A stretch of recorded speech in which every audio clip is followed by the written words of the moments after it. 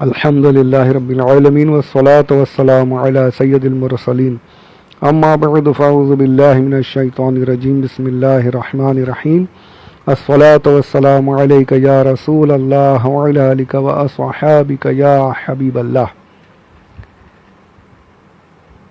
27 رمضان 27واں روزہ چل رہا ہے، 1441 ہجری، سورۃ البقرہ کی آیت نمبر 7۔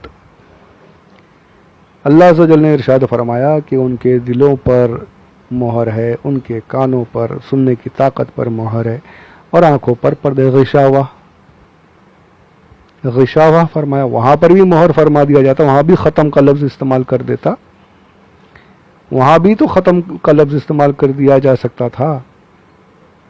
وہاں پر غشاوہ پردے گھٹا ٹوپ، یہ کیوں پردوں کا لفظ کیوں استعمال کیا؟ کہ ان کی آنکھوں پر پردے ڈال دیے، دلوں پر مہر ہے، سننے کی طاقت پر مہر ہے اور آنکھوں پر پردے۔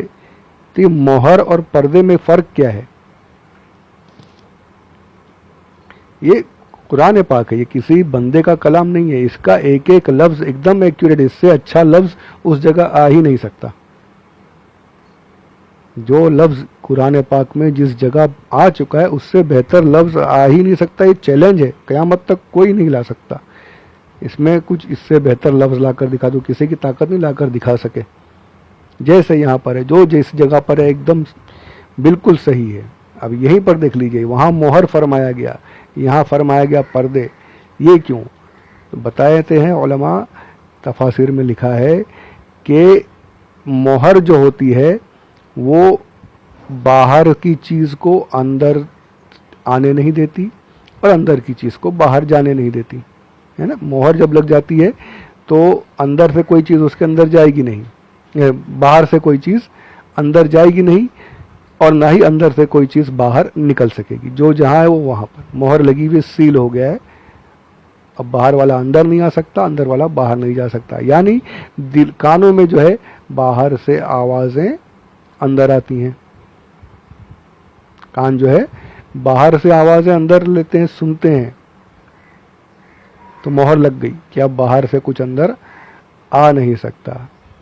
اور دلوں کا بھی یہی حال ہے کہ باہر کی جو ہے اچھی باتیں سن کر کے جو ہدایت ہے وہ دلوں میں جائے گی، کفر جو ہے وہ باہر نکلے گا، نیکیاں اندر آئیں گی، ہدایت اندر آئے گی، ضلالت باہر جائے گی، گمراہی باہر جائے گی۔ نہیں تو وہ مہر لگ گئی، اب یہ ماننے والے نہیں ہیں، مہر لگ گئی ہے تو نہ ہی ہدایت اندر آ رہی ہے، نہ ہی گمراہی باہر جا رہی ہے۔ تو مہر اس لیے فرمایا کہ باہر سے نہ اندر آ سکے اور نہ ہی اندر سے کوئی چیز باہر جا سکے، یعنی کانوں سے نہ آواز اندر آ رہی ہے اور نہ ہی دلوں سے گمراہی باہر جا رہی ہے۔ مہر لگا دی، باہر کی چیز اندر نہیں آ رہی۔ اب پردے، کان جو ہے وہ باہر کی چیزوں کو سن لیتے ہیں، اور آنکھ کیا کرتی ہے؟ آنکھوں سے روشنی باہر نکلتی ہے اور پھر باہر کی چیزوں کو دیکھتی ہے۔ جب روشنی کی شعاعیں جو ہے، جو ریز ہیں ہماری آنکھوں سے نکلتی ہیں، وہ باہر کی چیزوں کو دیکھ کر کے پھر وہ دماغ میں جا کے پکچر بنتا ہے اور ساری چیزیں سائنٹیفک طریقے سے ہوتا ہے۔ وہ بھی یعنی قرآن بھی یعنی ان چیزوں کو بتا رہا ہے جو سائنس اب بتا رہی، قرآن نے کئی سال پہلے، کئی 100 سال پہلے بتا دیا کہ شعاعیں باہر نکلتی ہیں، اجالا ہوتا ہے تو پھر وہ روشنی میں وہ شعاعیں ان چیزوں کو، سامنے کی چیزوں کو دیکھتی ہیں۔ تو باہر مہر جو ہے وہ باہر کی چیزوں کو اندر آنے سے روک رہی ہے، اور پردہ جو ہوتا ہے وہ اندر سے کسی چیز کو باہر جانے سے روکتا ہے۔ ذرا تصور کیجئے، ذرا گھروں میں پردہ لگا دیتے ہیں کہ باہر سے، اندر سے کوئی چیز باہر نہ جائے، پردہ دار خواتین پردے کے اندر رہیں، باہر نہ نکلیں۔ تو پردہ باہر کی، اندر کی چیز کو باہر جانے نہیں دیتا۔ آنکھوں پر پردے ہیں تاکہ آنکھوں کی شعاعیں جو ہیں وہ باہر نہیں نکل رہی ہیں اور حق کو دیکھ نہیں رہی ہیں۔ اچھا، اب یہ بھی دیکھیے کہ کان جو ہوتے ہیں سماعت جو ہوتی ہے وہ دائیں بھی سن لے گی، بائیں بھی سن لے گی، اوپر سے بھی آواز آئے گی تو سن لے گی، سامنے سے بھی جو آواز آئے گی تو سن لے گی، پیچھے سے بھی جو آواز آ رہی ہے وہ سن لے گی۔ سماعت جو ہے وہ ہر طرف کی آواز کو سن لیتے، کیچ کر لیتے ہیں، باہر سے جہاں جہاں سے آواز آ رہی ہے ساری کیچ کر لی، اس لیے مہر لگا دی کہ کہیں سے کوئی آواز آئے وہ ان کے کانوں میں جائے گی نہیں، حق کی آواز کو قبول ہی نہیں کرنے والے، چاہے کہیں سے آئے، چاہے دائیں سے آئے، چاہے بائیں سے آئے، آگے پیچھے کہیں سے بھی جو بھی آواز آئے، ان کے کانوں پر مہر لگی ہے، یہ حق کی آواز کو سنیں گے نہیں، قبول کریں گے ہی نہیں۔ تو چاہے کہیں سے آواز آئے، حق جو ہے یہ ان کے نہ کانوں میں اترنے والا ہے اور نہ ہی ان کے دل میں اچھے خیالات باہر سے اندر آنے والے ہیں، مہر لگی ہوئی ہے۔ تو کان جو ہے یہ ہر طرف سے سن لیتے ہیں، ٹھیک ہے۔ اب آنکھیں جو ہیں یہ لیفٹ سائڈ نہیں دیکھ سکتی، رائٹ نہیں دیکھ سکتی، پیچھے نہیں دیکھ سکتی، سر کے اوپر نہیں دیکھ سکتی، ہمیں گردن گھمانی پڑتی ہے۔ ایک جگہ آپ ایسے رہو اور سوچو کہ میں پیچھے بھی دیکھ لوں، نہیں دیکھ سکتے۔ آپ سوچو میں اپنے رائٹ سائڈ میں بالکل دیکھ لوں، نہیں دیکھ سکتے، آپ کو گردن گھمانی پڑے گی۔ آنکھ جو دیکھتی ہے صرف سامنے دیکھتی ہے، جب تک کہ آپ گردن گھماؤ گے تو اب وہ سامنے آ گئی، جو رائٹ کی طرف گھمائے تو اب رائٹ آپ کے سامنے آ گیا، آپ نے سامنے کا دیکھ لیا۔ آنکھ جو ہوتی ہے صرف سامنے دیکھتی ہے، کان جو ہوتے ہیں وہ ہر طرف کی آواز کو سن لیتے ہیں، تو وہاں مہر لگا دی گئی۔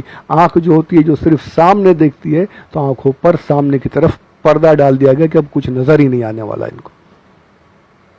سبحان اللہ، سامنے کی چیزوں پر پردہ ڈال دیا گیا سامنے آنکھوں کے کہ اب یہ حق کو دیکھ ہی نہیں سکتے۔ اب حضور اکرم صلی اللہ علیہ وآلہ وسلم ان کے سامنے تھے، ان کے سامنے موجود ہے، ساری چیزیں سامنے ہو رہی ہیں، لیکن ان کی آنکھوں پر پردے پڑے ہوئے، ان کے کفر کی وجہ سے حضور اکرم صلی اللہ علیہ وآلہ وسلم کو دیکھنے کے باوجود بھی وہ ایمان قبول نہیں کر رہے۔ کیوں؟ کیونکہ وہ حضور اکرم صلی اللہ علیہ وآلہ وسلم کو محمد رسول اللہ کی طریقے سے نہیں دیکھ رہے تھے، وہ حضور اکرم صلی اللہ علیہ وآلہ وسلم کو محمد ابن عبداللہ کی طریقے سے دیکھ رہے تھے۔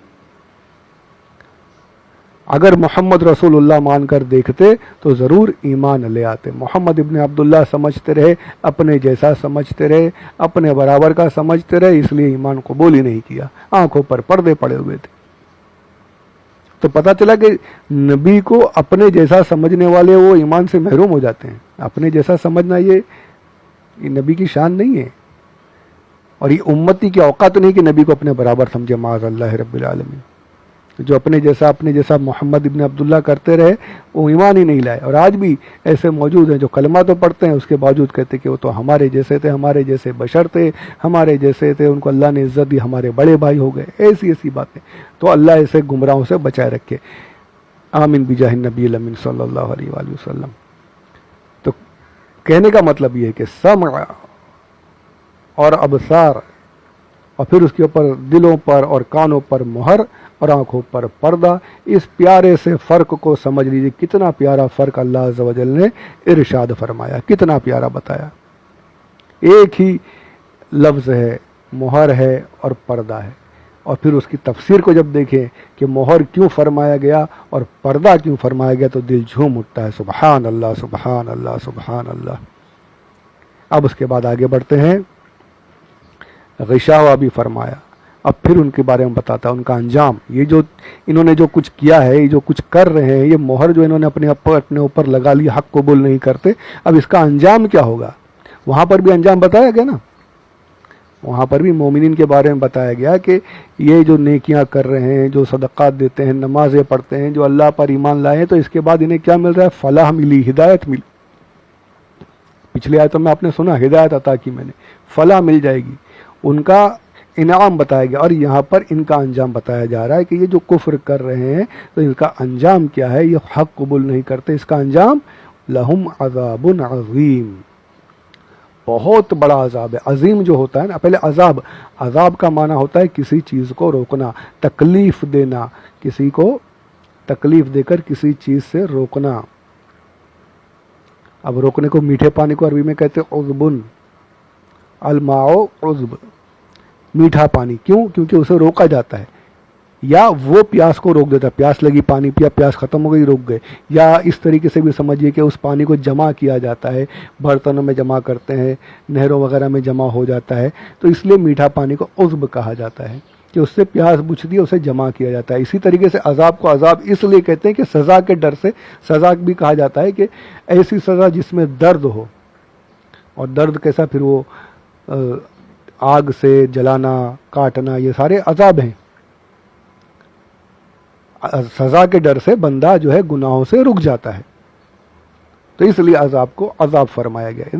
ایک ایک لفظ کتنا پیارا ہے کہ عرب میں جو محاورے چلتے تھے انہی کو استعمال کر کے قرآن پاک نے الحمدللہ اتنی اونچی باتیں فرما دی کہ سارے کے سارے شاعر انگشت بدنداں کہ یار ہم تو زندگی گزر گئی شاعری کرتے ہوئے، پر ایسا ہم کلام نہیں کر پائے، اور یہ محمد جو ہمارے سامنے رہے صلی اللہ علیہ وآلہ وسلم اتنا عظیم کلام پیش کرے جو کبھی پڑھتے نہیں تھے کسی کے پاس جا کر کے، اتنا اعلیٰ کلام، اور کیوں نہ ہو وہ کلام جو تھا وہ وحی الہی تھی، سبحان اللہ۔